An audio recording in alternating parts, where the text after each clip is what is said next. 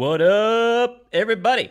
It's Dominic D'Angelo of adfreeshows.com, SEScoops.com, and OneTrueSportTV.com. But I'm here. Rumor and Innuendo. Robert is still on assignment, still being the lawman that he is, laying down the law, giving you a verdict, all that stuff, all that legal terminology, legalese. Well, let's talk a little wrestling-ese, huh? A little bit of kayfabe, or no, Carney. Let's speak some Carney, huh? But first, want to give some shout-outs to some folks. Wrestling Old Head, good morning, R&I. Dom and Robert, do not be fooled. Tonight's AEW Dynamite will not feature a Rick and Morty crossover. It will indeed just be Rick against Mortos. How about that? Wow, how about that? Man, that's a great one. Nice job there, Wrestling Old Head. Travis Warlow says they'll both involve a drooling white-haired man with an alcohol problem, though. Oh my goodness, heavy. All Jake says, good morning. Chef Michaels is cooking down at the PC. Yes, indeed he is. We're going to talk about that a little bit. Wrestling Blood says, very true. I turned myself into a pickle. And Jennifer V, who I do not know, says, happy Wednesday. Happy Wednesday, Jennifer V. Appreciate you tuning in. I know you're a big wrestling fan, I bet. So let's talk a little bit about went down last night on NXT. Now, I'll be forthright. Did not watch it at all, really, but I did see the CM Punk clip, his little exchange with Roxanne Perez. And this, right now, Punk with Roxanne Perez in this environment really displays why pro wrestling is so good right now. And I'll give you a couple reasons why. CM Punk, obviously, big star. The fact that he was just on Raw, cutting an intense promo against Drew McIntyre, and then was able to change the tone and go to NXT and in turn really elevate that product and the stars that they have on that show makes it something very special, I think, and really adds to, hey, WWE's been called the universe to nauseum kind of thing. Well, the funny thing is like they're kind of getting away from that terminology a lot, it seems, but they really do have a universe going on right now, do they not? It's the neat thing about it. There's all these added elements coming in, and Punk is one of them here. And so him coming out, and I know he's going to be the guest referee for Ethan Page and Trick Williams here on the premiere CW show for NXT. But on top of that, he comes out and puts a lot of talent over, like just names people, like ones that you kind of know he has appreciation for and respect for. And he puts the fans over too in a big way. Like, how special would it feel to be one of those fans that was like, hey, I was one of those fans that noted that CM Punk was peeking in and kind of creeping on and trying to see what notes observations he can have during the show. And he calls me out. It had to be a really neat feeling for those fans, and then it connects them. And Punk has been more of this, in this more kind of leaning into the Cody aspect of, hey, let's shake hands and kiss babies kind of thing. But you can tell that he's really enjoying himself and that he really wants to leave a legacy, a positive legacy in pro wrestling and in WWE. And so he'd really made the most of that opportunity last night. Intimate setting, you can tell he really enjoys NXT. You can tell he enjoys the product there. And shouted out guys like Lexus King or Brian Pillman Jr., if you will. Shouted out Carmelo Hayes. Teased future feuds maybe with a Braun Breaker and everything like that. Getting a lot of the talent over. And then, in turn, you have somebody like Roxanne Perez come out and cut a promo. Now, the cool thing about this is I've heard through the grapevine, Roxanne Perez, people have been kind of critical of her heel turn. Is she really is she a good fit? Is she really making things work? I've heard criticisms about that. Well, the neat thing is she came off as a fangirl starting off, like really praising Punk and then praising AJ on top of it and saying how she was more of a fan. And Punk was enjoying it and having a good time. Then she just drops the hammer down on him. I should have been a Drew McIntyre fan. And you're trying to steal the spotlight before Drew takes you out at Hell in a Cell or at Bad Blood for the Hell in a Cell match. And it was really, really well done. And then Punk on top of it was like, praised her still, despite the disparaging remarks, despite her being a Drew McIntyre fan now, despite all that stuff, and said, like, man, I was thinking how great you would be against Bianca Belair and Io Sky on Raw, but it's not going to matter when Julia beat your ass. Good stuff. It helps both talents in the ring, and Punk got Roxanne over, made her feel like such a bigger deal too, and made her feel like more of a heel. And it was just a really well done segment. It's really, I think, what the right note that Shawn Michaels and NXT wants to hit when they have these special people come in. It played a lot into that, I thought. What else did I want to add about that? But yeah, it sets a good tone and elevates the match that already is Roxanne Perez versus Julia coming up.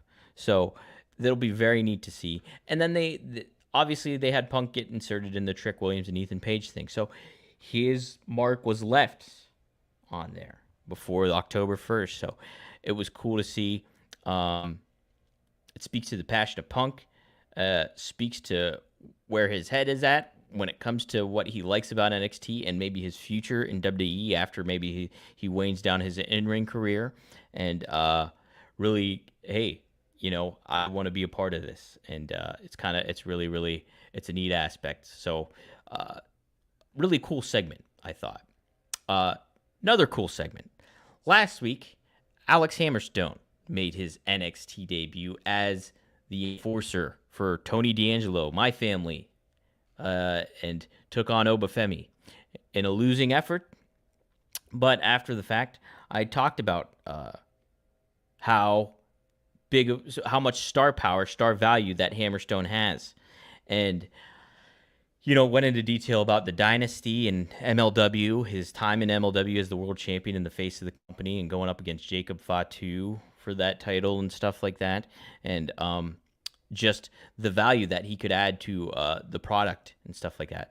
And we see this week that NXT took note of what Hammerstone did on the previous week and brought him back in a match against, my paisan, Tony D'Angelo, who, obviously my worlds are colliding here. My family is battling one of the guys that I admire in the business and everything like that in Hammerstone. But Tony had to walk out, man. And Hammerstone gets the win.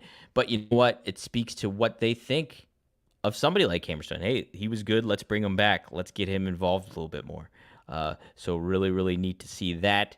And then it adds to what we've been talking about NXT and making it feel like this almost like a hub for talent to come in and out of, whether that's WWE or whether that's TNA or anything like that. So and then you see Bianca Belair and Jade Cargill kind of like make note, hey, anybody in NXT can challenge us too. We're keeping our eyes peeled on that. So really, even just that little segment that I got to watch was spoke volumes about how NXT wants to be portrayed and the direction that they want to go in with this stuff. So thought that was really, really well done, and get you excited for what's ahead on the plate for WWE, for NXT, and hey, CW. They already have Billy in the CW, but let's get a little NXT in the CW, huh?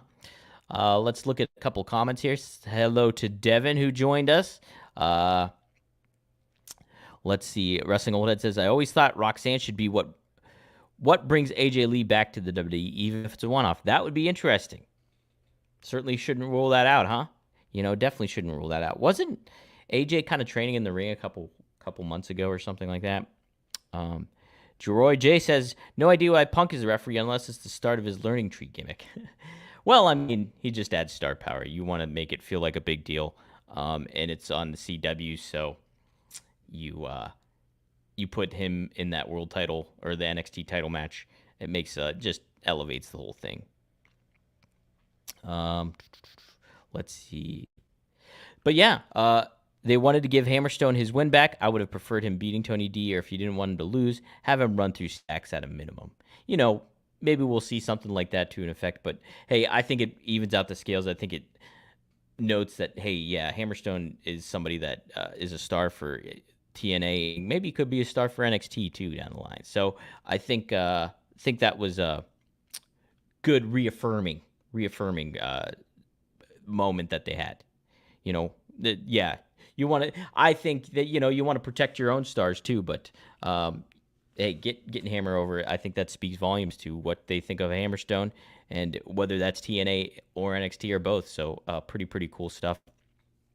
But yeah, thought that was neat. Like I said, didn't watch all of it. Didn't watch NXT at all. But did catch those segments and wanted to make note of that, especially coming off that CM Punk was there and everything to that effect. So pretty darn neat. Pretty neat. So let's preview AEW, why don't we, huh? What do you say? Let's see.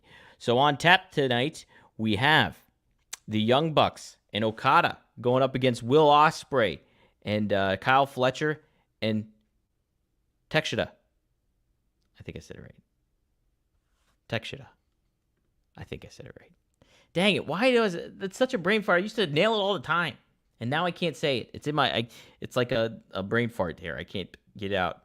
But yeah, it's the trios match. It seems very paint by numbers, and it's a great match. I'm excited for it. It makes sense, but it's also like this. Oh, almost dropped the mic. This is something that we're AEW's from a booking standpoint is becoming extremely predictable, and not in a way where it's like, oh, I'm excited. Like there's certain aspects where you see, hey, this makes sense, and I could have predicted this, but I'm excited for it, and it's logical. There's certain elements, WWE has predictability and stuff like that. But the thing is they give you a ride to go on. So this happens over the course of weeks, or this happens over the course, of a pay-per-view. Then you jump to the television program, and the story weaves in and out. It weaves in and out, and you get a build to it. With AEW, it's week after week after week after week. It's like, okay, here's a story for a week. Here's what happens next week. Here is another story for a week. So, yeah, like they're building towards Grand Slam here with this. But it's also like, oh yeah, this is something AEW would do. They would do a trios match right after this thing happens. So you get everybody involved. You get Takeshita, you get Okada, now you get the Young Bucks, and you get Ospreay and Fletcher all in a match together. Kind of could have predicted that. Could have predicted it because they've created that in your head of what to do. So, yeah, it's a cool match, but it's also like, hey, yeah, kind of saw this coming. Also, guess what else we saw coming? Ricochet versus the Beast Mortos. And that just happened last week. It's cool to put Ricochet in a showcase match. It's cool, he gets a win, and then, hey, you get a new guy like Beast Mortos coming in and spearing him and, staking his claim. But it's also like, okay, he's here, and now guess what? And that's cool. I like Beast Mortos being up against Ricochet. Don't get me wrong. But guess what's going to happen here? Beast Mortos is going to lose, and then we're not going to see him again. We won't see him. We won't see a follow-up. We won't see a continuing feud or something else that he pivots to. This is all just building to Ricochet. It's Takeshita. Thank you, Takeshita. Alt Jake, helping me out here. Maybe I said it right. I don't even know. But this is just it's in a bubble here. It's in a vacuum. You're only getting this here, and then okay, Beast Mortos gone. Who's next for Ricochet? This is a week-to-week thing. They're just burning candles at both ends here. Not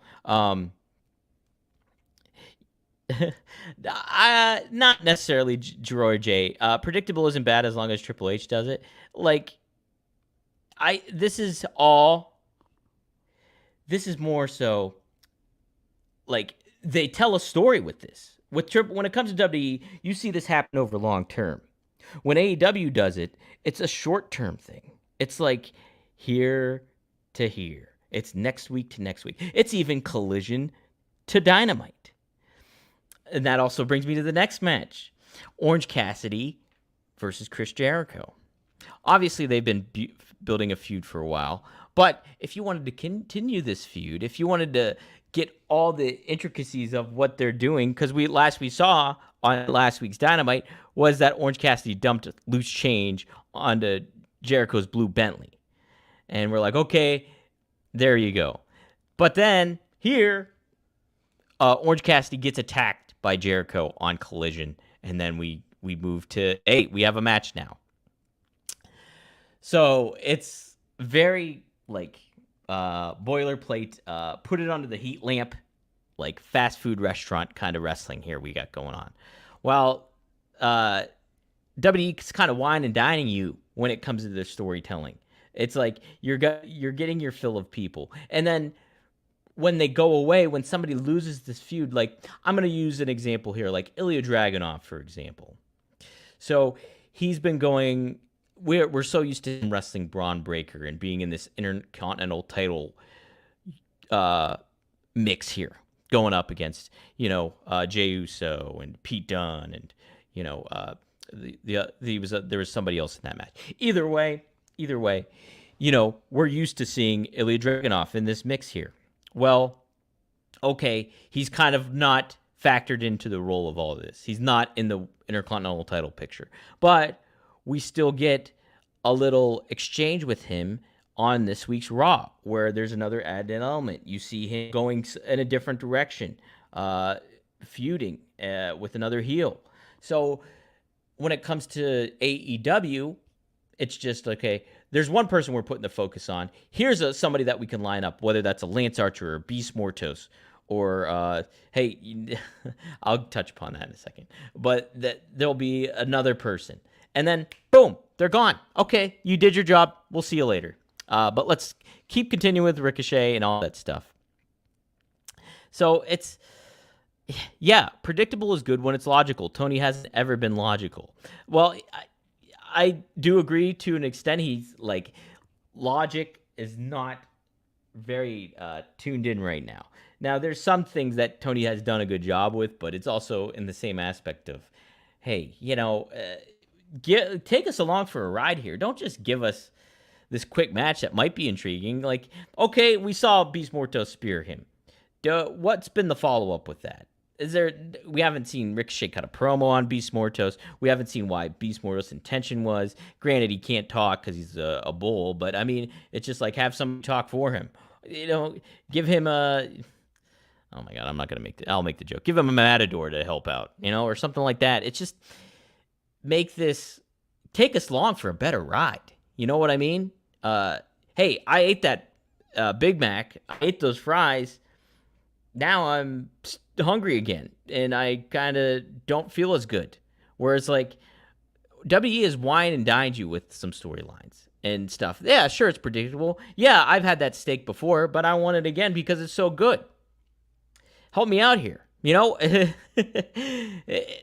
There's Dynamite has 4 matches on the card. I've named 3 of them already. So and then we have the other one here, and another example of, hey, let's heat somebody up very quickly, unpredictable, to maybe make it forgettable again. We have Mariah May teaming up with Serena Deeb to go against Queen Mamanata and a Joshi wrestler I am not familiar with. When's the last time we seen Serena Deeb? It's been months. She was involved, I think. Didn't she face Mariah May in Jacksonville or something like that? Am I wrong? Either way, she was there and she's gone. It's a Nyla Rose thing too. It's these talents show up. It's helping further some sort of story, but then they're just gone again. There's nobody besides Mariah May. There's nobody besides Ricochet, Will Ospreay, Kyle Fletcher to hitch your wagon to. You want to see everything feel big time, feel like you're going along for this great ride. It's just heated up, feud. This is just filler to get to the end game here. Whereas WWE, they have, yeah, they have people doing their jobs. Like they have, okay, Bronson Reed's another good example. So Bronson Reed, we were so accustomed to him kind of being almost in that Lance Archer role where he's a big dude, but he's ultimately going to take the loss and get somebody over. Well, the fact is, look at the payoff that ultimately happened with Bronson Reed. He destroys Seth Rollins. He destroys R-Truth. He destroys The Miz. Now he's embedded in a pretty fun feud with Braun Strowman. And, you know, he feels like a big-time deal on Raw now. He's one of the top guys on Raw, right? Like, if you're thinking of Raw right now, you're thinking of several people, but Bronson Reed is one of them. You know what I mean? He's at least in the top 10 of who you're thinking about. And that speaks to the focus that WWE is putting on these stars. Whereas AEW, sure, yes, I've said several times, ever since AEW really kicked off and fired off, that they have to hone in on select stars and make them feel like a big deal. However, you're not completing your whole foundation when it comes to making your stars lower on the card still feel viable, still feel important, still feel like, hey, if they lose, it feels like something. Or if they end up beating one of those core stars, that's a big deal. They don't do that. It's just moment to moment to moment to moment. Where WWE's done a better job at just taking you along for the ride, to quit saying that phrase again, you know? Let's get a little bit of feedback here. Jeroya J says, you aren't super wrong, but in this particular case, nobody wants Ricochet promoing. Yes, that's true. I do think, though, I would like to see him at least have a shot at it in AEW. How is he gonna? How is it gonna be with the reins kind of off of him, with the spotlight less on him? The WWE structure around him. I want to see him. I want baptism by fire. I want to see him kind of just, hey, let's see what he can do on the mic when he doesn't have that stuff on him. You know, when he doesn't have that WWE shine on him. What kind of Ricochet are we going to get? In turn, yes, I agree with you, Jeroy J. I think Ricochet would benefit from a cool mouthpiece of some sort, or being paired up with somebody like a Lance Archer and something like that, where they're more of an entity, they're more of a tandem that works together and stuff like that, where, hey, Lance Archer has his ties to Jake Roberts. In turn, Ricochet has his ties because he's teaming with, or has a buddy in Lance Archer, somebody like that, where it's just like build both guys up at the same time. But yeah, I understand where you're coming from. Wrestling Old Head says, that's what I felt AEW do, which was show WWE how they should have used Ricochet, like Heyman did with Al Snow, just incredible, etc. Yes, see, we're getting a little bit more of Ricochet, the one that we were getting excited for to be on the main roster of WWE. AEW's been embracing that. This is proving to pretty much be a good fit. It's just, again, what is the attention to detail AEW is going to do with Ricochet when it comes to all the outside the ring elements, when it's, like Jeroy J said, on the microphone, or, you know, as a presentation thing. Jay follows up, I also think stories can take way too long. To use your wine and dine analogy, you're waiting for your table, then waiting for your drinks, then waiting for your food. So there's a medium in there. Yeah, there's certainly a balance. Some things can feel long in the tooth when it comes to certain things. I'm trying to think of a good one that maybe AEW or WWE has done. Like, kind of how this is just off the top of my head, kind of how they use the bloodline in certain ways. Some of that definitely feels kind of long in the tooth. Like, they could have really heated some of that stuff up more by preserving Solo Sikoa and Tama Tonga and Tonga Loa. You could have, if you protected them a little bit better, I think the bloodline story would have had a little bit more legs and stuff like that. Now you're going into this feud with Cody and Roman. It's kind of like, okay, well, we've seen Solo lose several times already. We've seen Tama Tonga and Tonga Loa just get used for fodder here and there. So yes, there is certainly a balance that you can do, but I'm coming from almost a comic book perspective of how always love to see the crossovers with, you know, Punisher comes and visits the X-Men, or you see Daredevil team up with Spider-Man, or certain things like that, where it's like people are benefiting from one another. You know, you're seeing everything weave in and out. Yeah, Beast Mortos might lose to Ricochet, but how are they going to follow up on Beast Mortos? What's going to go on? Where instead he's just used to plug in and play. It's and then okay, we're done. Unplug him. Let's plug somebody else in. So I think AEW creates more of an identity with that and is predictable in regards to what they're going to do. Hey, when are we going to see another eliminator match? I will predict this now. I say next week we'll see an eliminator match. If we don't see one tonight, maybe they will.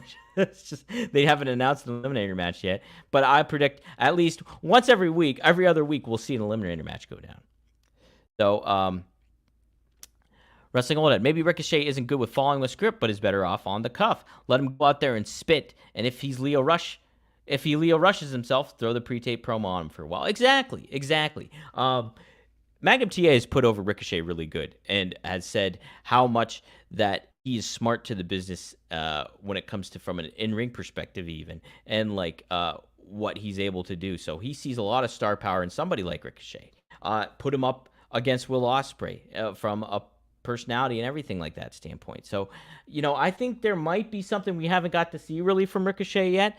I'm cautiously optimistic because I do like the talent he has in the ring. He's got a great look. Obviously, we see what he's capable of doing now when the handcuffs are kind of off from him being in the WWE ecoscape. So there's a lot that you can kind of take from there. Joy J says, that's fair. I'm more into seeing what Ricochet can do in the ring without the same restrictions first. Exactly. I think, hey, I want AEW to wine and dine me with Ricochet. Help me out here. Like, give me a good appetizer with him. That's his in-ring work. Give me the main course, which is more of his in-ring work, but I want like the dessert. I want the ambiance of the restaurant. I want all this stuff when it comes to getting Ricochet, the full experience of Ricochet. Help me out here. And so I want to see that from AEW because, yeah, he's a star. You put a lot of money into him. I think they're doing a very good job when it comes to that with like a Will Ospreay. You know, we're getting the full Will Ospreay experience and then some. We're getting the garnish. We're getting the, you know, unexpected dessert at the end. So it's the AEW has shown they are capable of that. They need to do it a lot more with a lot of their stars and make everybody feel like a big deal, but certainly play to your main core roster that you want. Put the focus on who you want to put the focus on. So certainly balance. Hey, you guys can balance out a little bit of your sports betting when you do the draft Pick 6. Download the Pick 6 app on DraftKings and use promo code Rumor. I think all you got to do is put a $5 bet on. You get $250 back to gamble with, to party down with. This week's NFL games are slated up to come up. You can predict what players you think are going to flourish. Who's going to have more passing yards? Are they going to have less passing yards than predicted? You pick about 3 different players. Then you create a lineup. You place a bet. Boom. You can win prizes. You can win cash. All that stuff. Download the Pick 6 app. Do it now. Helps out the podcast. Use promo code Rumor, and then you get $250 in bonus back, I believe. So definitely do that. We appreciate DraftKings. I love doing it. I'll give my predictions later on this week. But yes, take a gander at that. As far as anything else is concerned, we're hearing a lot of stuff swirling around about the AEW TV deal. Where's that going to pan out? When are we going to get an announcement for that? You want that to be elevated to and make AEW feel like a big deal. You know, hopefully they do. Hopefully everything works out with them. I would like to see them cast a wide net when it comes to not just Turner Broadcasting. If they do have a broadcast opportunity with a Fox or something else, get it on there. More eyes on the product, the better. Like seeing that. What else did I want to touch upon too? Obviously, we have Jon Moxley stuff going on. Really kind of losing me with certain aspects of this just simply because of the Nigel McGuinness thing. Love Nigel McGuinness. Love the Bryan Danielson match. Why the heck Would Darby Allin, why would they do this? It just, that whole thing doesn't make sense. How are they going to follow up on that? Will we get a good follow up? Can they even make a good follow up? You want to see a big payoff with this. Don't want to see the devil storyline again with this Jon Moxley and this ulterior motives kind of thing. But yeah. So guys, that will do it. We'll talk. We'll follow up tomorrow. I will have a guest. Maybe a certain relative of mine might be joining the show. And we'll talk a little bit of the Dynamite. We'll talk a little bit of other stuff going on. Lots to cover in this pro wrestling world right now. Very fun stuff. Kudos to NXT on that little segment that I saw. So really enjoyed this. Shout out to everybody that joined in. Kyle Webster joined in. Interesting. So he gives a different perspective. CM Punk and NXT was sort of lackluster, though, especially with the segment he was in. Just watching that, I disagree. I liked it. It made me more engaged for Roxanne Perez. It made me feel like a lot of these stars felt like bigger deals are to keep tabs on when CM Punk name dropped them. And he name dropped several of them, like Javon Evans and stuff like that. I thought it was a good use of CM Punk. He also, Devon Dallin says, why is this show only 30 minutes every day? I know, right? Got to be careful. Maybe Tony D'Angelo will join us. Hey, I got connections.